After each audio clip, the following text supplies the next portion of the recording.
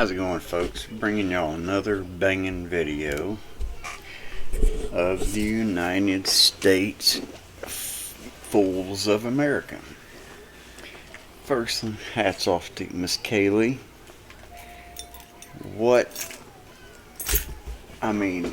Has there ever been a better speaker?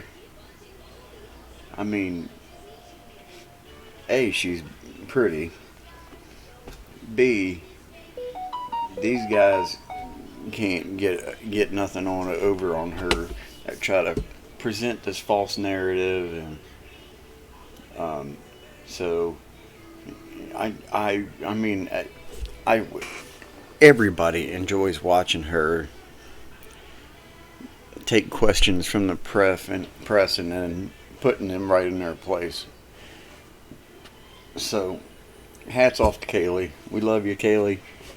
Keep up the good work. Who knows? If we can get Candace Owens to run for president in 2024, maybe we can get Kaleigh to be vice president. Because, man, that girl can put you in your place. That being said, let's see what Miss Kaleigh has to say today. Night was powerful in many ways. I listened, heard, and stood with the protesters, and I saw what it means when the federal government unleashes paramilitary forces against its own people. That was a quote from the Democrat mayor, who quite literally stood in the middle of a riot as violent protesters attacked a federal building.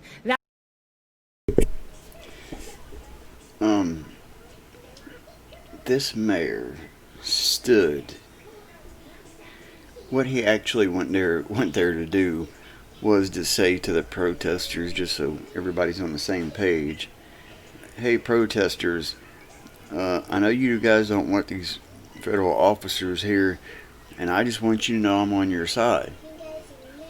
The protesters didn't perceive his message.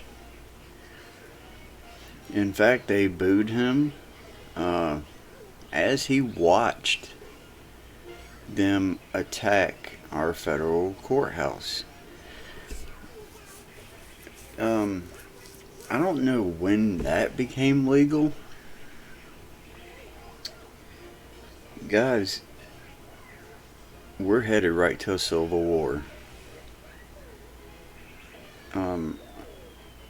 To be honest, Trump needs to, if these mayors are really ain't gonna do nothing about people breaking federal laws. I apologize about the phone. We need to send in more people. The National Guard. I wish I'd had this other video ready where they had the same thing going on. They wasn't attacking any federal property yet, but the way they diffused, the National Guard and the police worked together to diffuse the protest or the riots. They circled them, then divided, and arrested everybody that was, like at 1 minute past curfew. They literally surrounded them. It's not like these protesters have hundreds of blocks. We're talking like 3 to 6 city blocks. So the mayor was in the middle of all this, and his own police officers almost gassed him himself. My goodness. And yet he still comes out saying this is Trump's fault. Folks, enough's enough. Enough children dying, enough people doing property damage. Enough's enough. But let's watch more. That is appalling, and Mayor Wheeler's clearly failing at his duty to protect his streets and his city there in Portland. True, and all true. The federal government has a sworn duty to uphold the laws of the United States. Through field offices and federal facilities across the country, these Very true. agents protect and serve the American people. Yet the rhetoric of the left undermines our justice system, with Nancy Pelosi calling them stormtroopers, Jim Clyburn calling them the Gestapo, True. and Wheeler using the term paramilitary forces. Under President Trump, violent crime rates in America finally began to fall. Rhetoric like this cannot be allowed to set us back. 100% accurate. Augmenting the Federal Protective Service, guarding federal property in Portland, our brave officers have since augmenting them, our brave officers have faced all of these various things, like rioters barricading officers inside the Hatfield Federal Courthouse, trapping officers. Well, that's totally illegal, isn't it? I think it is. Like, I do that, I get up every day and do that. And I haven't wound up in jail yet. Because it's legal, right? Inside, a quote commercial grade mortar firework was launched by rioters. A federal I too have commercial grade fireworks I launch in 2 federal courthouses and other federal buildings and have yet to go to jail because, like, come on, people. You literally have people saying these federal officers don't have a right to arrest these people. Are you freaking kidding me?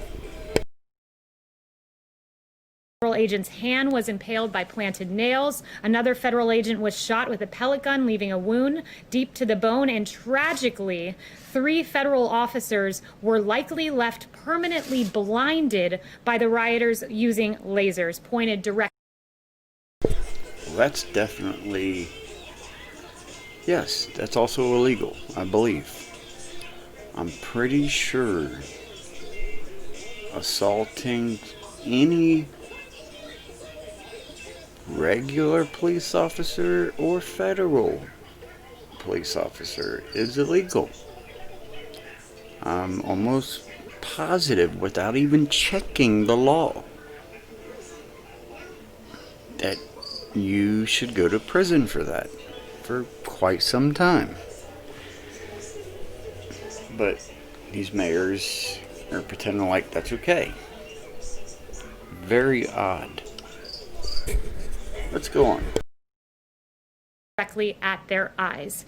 These are not the actions of so-called peaceful protesters, and the Trump administration will not stand by and allow anarchy in our streets. Law and order will prevail, and I have a short... Wait a minute. Let me get this straight, folks. President Trump does not want to stand by and allow anarchy and officers to get hurt.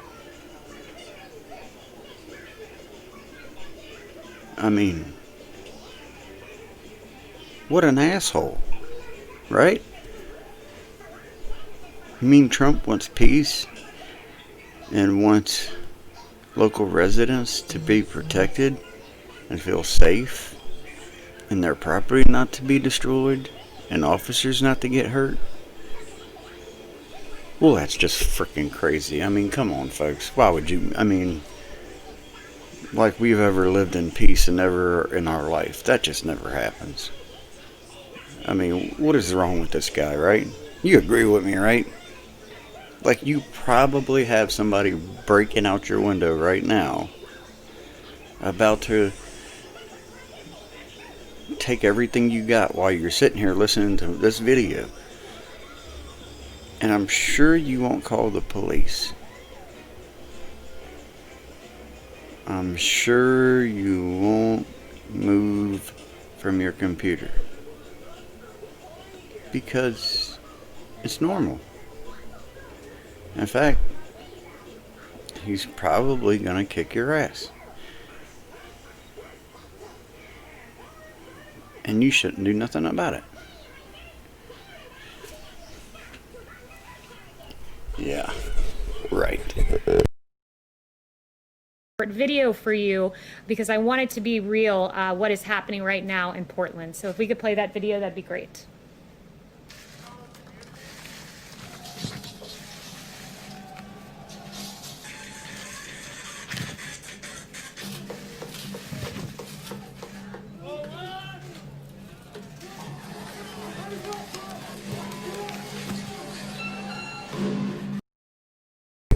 That was a federal officer being attacked right there. And I do want to add that Fox pulled back when the White House played this. For the first time in a while, I'm really disappointed in Fox News. Just want to say that out loud. Because generally they show everything.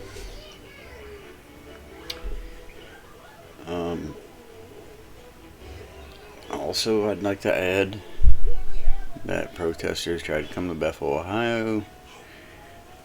Local residents wasn't having it. We shut it down. We invite y'all back, and you Antifa, anytime y'all want to come, so we can shut you down again. Shit's not gonna go on around here, folks.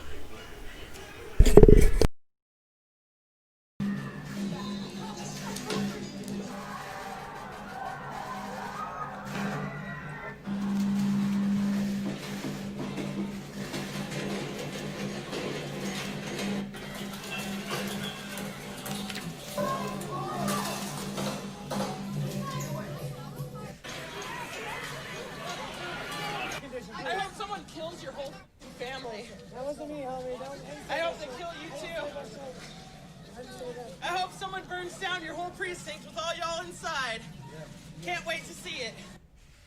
As you can see, that is anything but a peaceful protest, and this president will always stand on the side of law and order. And with that, I'll take questions. Yes. Thank you so much. I want to ask you about the convention, and then I have another question on foreign policy.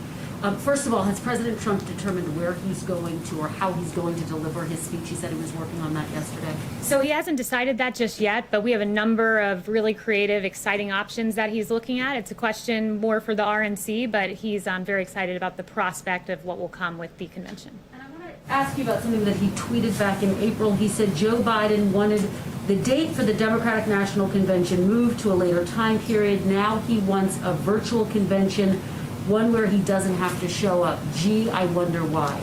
Does the president regret that now?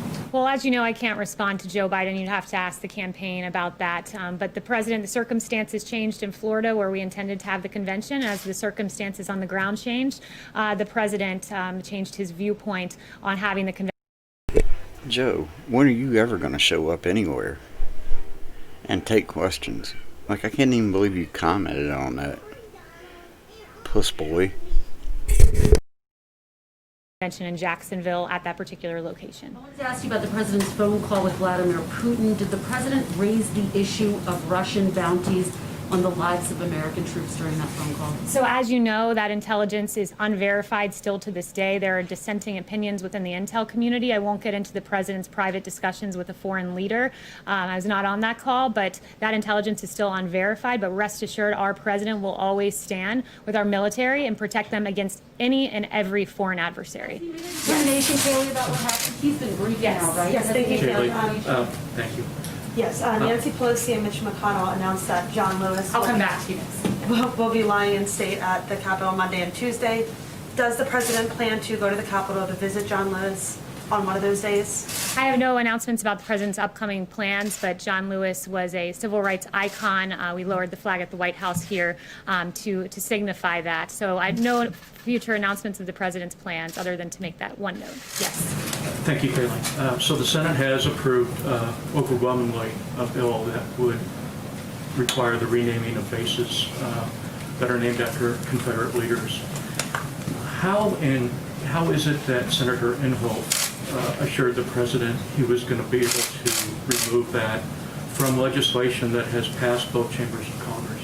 Yeah, I'll leave that to Senator Inhofe as to how that works legislatively speaking, but the president was assured by Senator Inhofe that that would be changing and that Republicans stood with the president on this and stood with the rest of America. 56%, according to an ABC Ipsos poll, are opposed to the changing of the U.S.-based name. Kevin. Kaleigh, thanks. Two quick questions. I think you probably hear this often. When can Americans expect some money in their pockets by way of stimulus? What's the president's plan to get that money to them as quickly as possible? And just a question about COVID reporting. Is the White House at all concerned about inaccuracies or I will say we hope that happens quickly. inconsistencies with respect to COVID death reporting?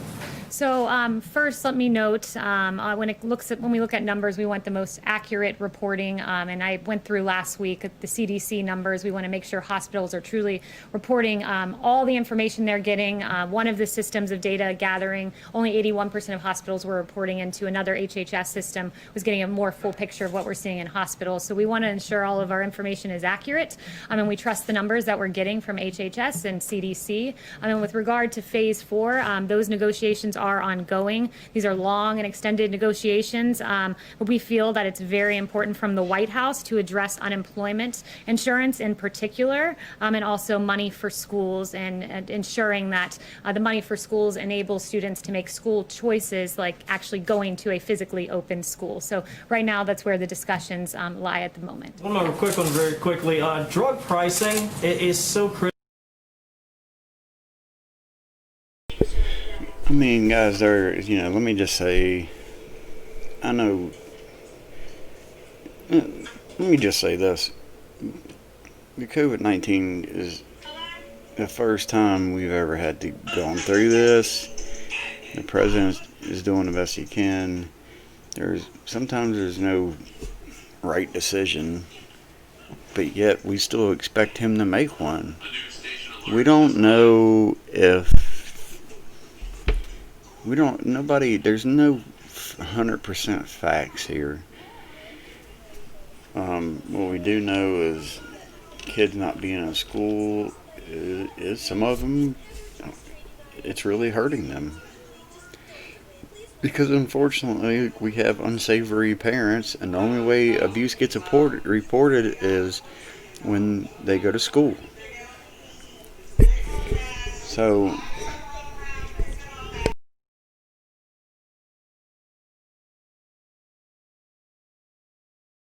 critical to America's seniors. Often you hear terrible stories, frankly, about people having to ration drugs because of the incredible cost. What exactly practically can the American public expect the president to do to lower the cost of prescription drugs? That's a great question. The president today at 3 p.m. will be talking about drug pricing, and he'll be announcing some actions he's taking on that front. So I'll leave it to him to announce those future. the president signed into act to lower drug prices, just so y'all know. Actions, but in 2018 he released a landmark blueprint to lower prescription drug prices. It's an issue he's been very passionate about, which is why he signed legislation ending the gag clauses that stop pharmacists from informing patients about lower drug prices, and average basic premiums for Medicare Part D prescription drug plans have actually fallen by 13.5% since 2017. So he's done a lot already, but more to come this afternoon actually. Caitlin. I have two questions for you. This morning, Dr. Burke said that it is still an open question how rapidly children under 10 can actually spread COVID-19. But the other day, the president said they don't bring it home very easily and they don't transmit very easily. So shouldn't we figure out which one of those it is before kids go back to school? So let me give you two answers to this. First, I would point you to CDC guidelines that said based on current data, the rate of infection among younger school children and from students to teachers has been low, especially if proper precautions are followed. There have also been few reports of children being the primary source of COVID-19 transmission among family members. That's where the data currently stands. But that being said, even if there is transmission transmission and later studies come out, let's say, we believe that students should be going back to school because the effect on a child, we know scientifically, they are not affected in the same way as an adult. Again, I'd point you to CDC guidelines on this that says the best available evidence indicates if children become infected, they are far less likely to suffer severe symptoms. Death rates among school-age children are much lower than among adults, and far lower than during the H1N1 pandemic, for instance, when schools remained open. Yeah, and Dr. Burks noted that today, unless kids have an underlying condition, but she said they do not know how rapidly they can spread it still for if they're under 10, and that's one of the president's top advisors. So on the transmission point, I point you again to the CDC, but I would also say that it is our firm belief that our schools are essential places of business, if you will, that our teachers are essential personnel. You all here are considered essential workers, which is why you were coming into the briefing room every day during the pandemic. Our meat packers were meat packing because they were essential workers. Our doctors were out there treating because they're essential workers, and we believe our teachers are essential. Particularly, I pore over the data on schools often, and the one thing that really stuck out to me, I read through the entirety of the CDC guidelines, was that I talk about child abuse often, and 1 in 5 cases being reported in schools. Well, the CDC guidelines went on to say there has not just been a sharp decline in reports of suspected maltreatment, but tragically a notable increase in evidence. And there it is. Of child abuse when children are seen for services during the pandemic. For example, in Washington, D.C., Child and Family Services Agency integrity. My question is, did President Trump bring it up on the call? The president has taken more action. Is actively working to interfere in our presentation of child abuse cases and emergency. And here it is. Kaleigh putting another reporter in her place. The moment we all been waiting for, as we always do. Rooms. That's a tragedy, and our schools must reopen. Okay, my question was about transmission rates, but anyway, my second question is also on the president's call with the Russian president yesterday. Today, the nation's top counterintelligence official said that Russia is one of 3 countries that is actively working to interfere in our election. Did the president bring up election interference on the call with the Russian president yesterday? Again, I wasn't on the call, but the president. I was not on the call. The president has taken more actions for election security than his predecessor, who gave a stand-down order when he learned about election interference. Susan Rice gave that stand-down order. Obama's intel chief even confirmed that stand-down order was given. By contrast, we've given a ton of funding to election security. We take our elections seriously, and we believe in election integrity. My question is, did President Trump bring it up on the call? Justin, I was not on the call, Caitlin. Stop. Snap. Pow. Bam. Gotcha. Filibustering. Justin, let your colleagues ask questions. Justin, okay, Justin no longer has a question. Anyone else? Kaleigh, Okay. around 20 million Americans are receiving expanded uninsurance benefits, and some are going to get. We're going to end it right there. Another great gotcha and put you in your place by Kaleigh. See you on the next one.